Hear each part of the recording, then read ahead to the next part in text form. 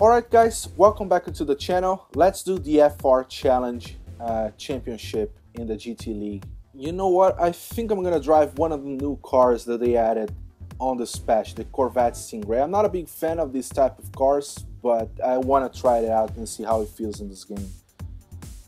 Usually this type of cars, at least in Forza games, they are very difficult to drive. They can be quite stiff around the corners. They are straight line beasts, so they have that going for them, but I don't know, let's see. But I think it's gonna be a good idea for us to actually upgrade the car a little bit. Oh, we don't need to buy an upgrade actually. We just need to use the slider. Let me turn the weight reduction ratio all the way down. I'm a little bit scared of driving this car. Let me turn the traction control all the way down. It's kind of way more manageable than I thought it was. It's still difficult, yes, but not nearly as difficult as I expected it to be. You just need to be really patient on the throttle. Yeah, that was a nice surprise. This car is way more fun to drive than I expected. Might be a good one to try in online lobbies.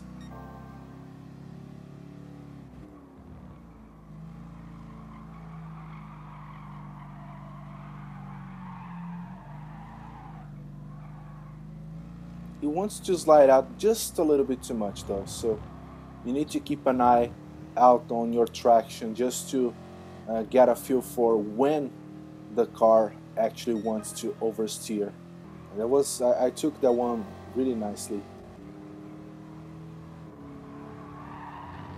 Oh crap, I wanted to correct the car. Almost ended up going off the track.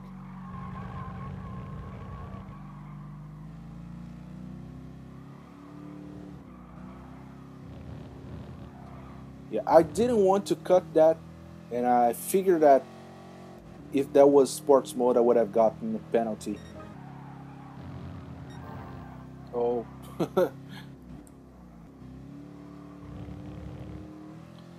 Yeah, let me check one. Yeah, I was gonna change the camera view, but I just realized that we're on the last lap. We're gonna do that on the next race. I want to see how the interior in this car looks. Oh, we got a clean race bonus, nice.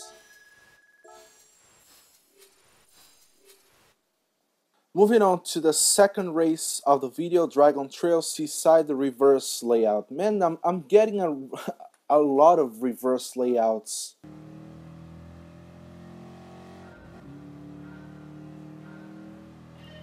Turned off the traction control again. And I just realized that this car only goes up to 4th gear. Let me change the camera on this first lap, then I can play catch up over the next one. Actually, this is just a 2-lap race, so I can risk too much.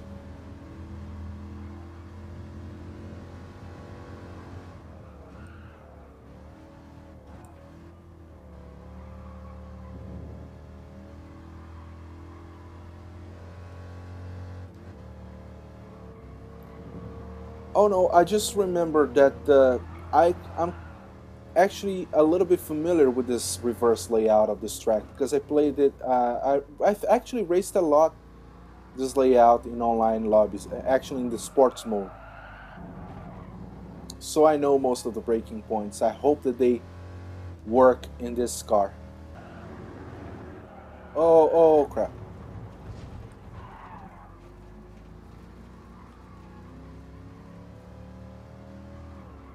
Yeah, let me go back to the view I'm most comfortable with.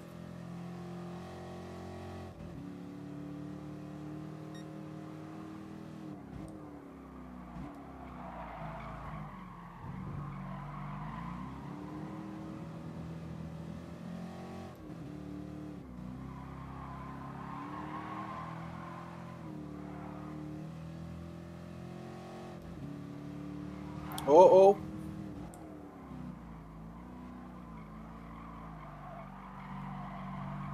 there was a sort of a sketchy move on the AI part. Now that I haven't pulled any of these, man, what's going on? You keep this car going on a straight line.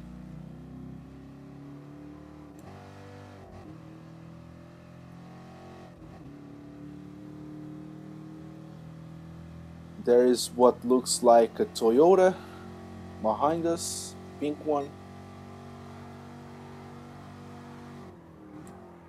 I think I braked a little bit too late. Yeah, I did.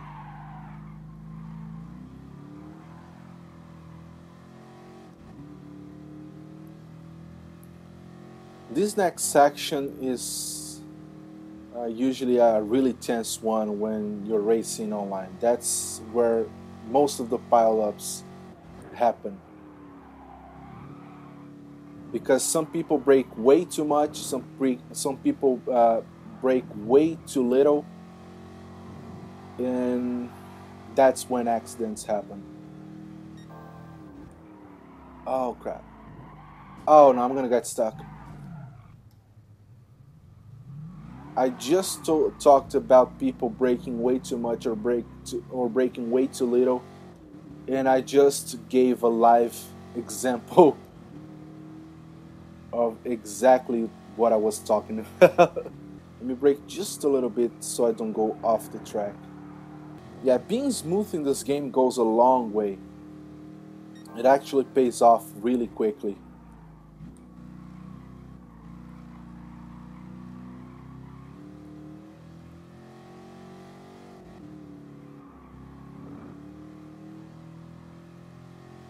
You saw how much I struggled to keep the car on a straight line on the previous lap, and that was because I wasn't being smooth on the throttle control. But now that I am consciously making an effort to try and be as smooth as possible on my throttle control, it's actually paying off quite nicely because the car isn't sliding as much as it was on the first lap.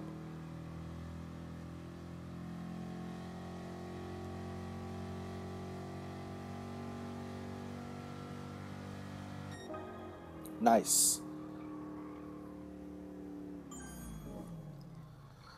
Alright, one more trophy to the collection, and we're gonna be moving to the next and last race of the championship around Kyoto Driving Park, the Yamagiwa reverse layout. Alright, so another two-lapper. Let me turn off the traction control.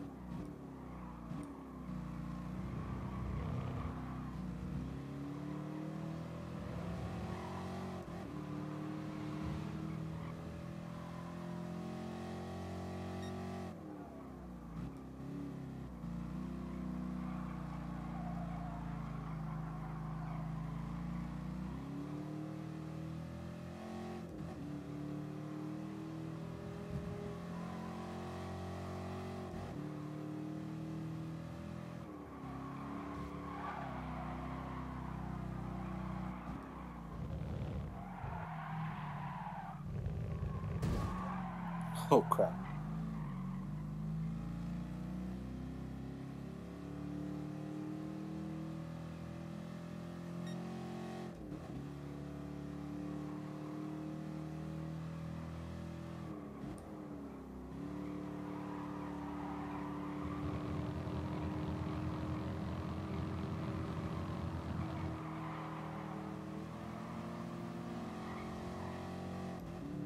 These Toyotas that we just overtook, they are really quick. I really enjoyed them. I used them for the first time in one of daily races. I did a video on that actually. It's called Too Quick for Its Own Good. And I recommend that you check that out because that was a nice surprise. The car, even though it's a lower class car, it feels very, very quick. And I kind of want to drive this again in one of the daily races, given the opportunity. We're up in second place, just one more car, and we should be in the lead.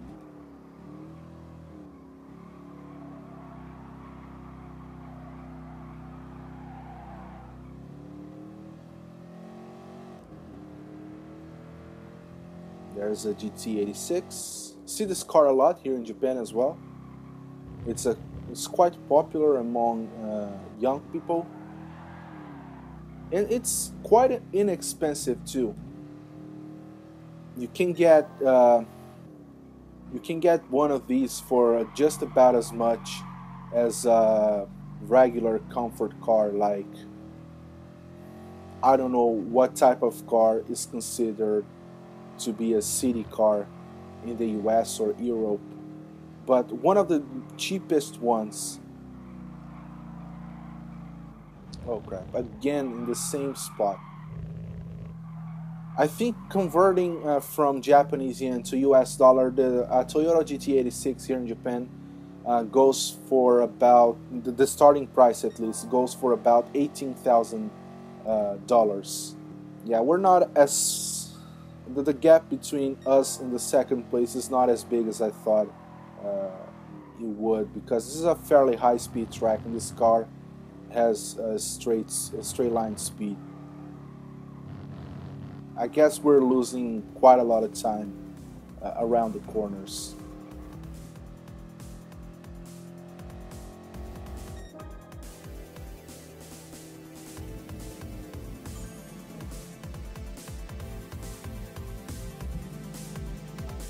Nice. So one more championship gone. So thank you for watching. I hope you enjoyed the video. If you did like, hit the like button, subscribe to the channel for more GT Sport content, share the video with your friends and on your social media. Helps me out a lot and I really appreciate the help. And I hope to see you guys on the next one. Bye.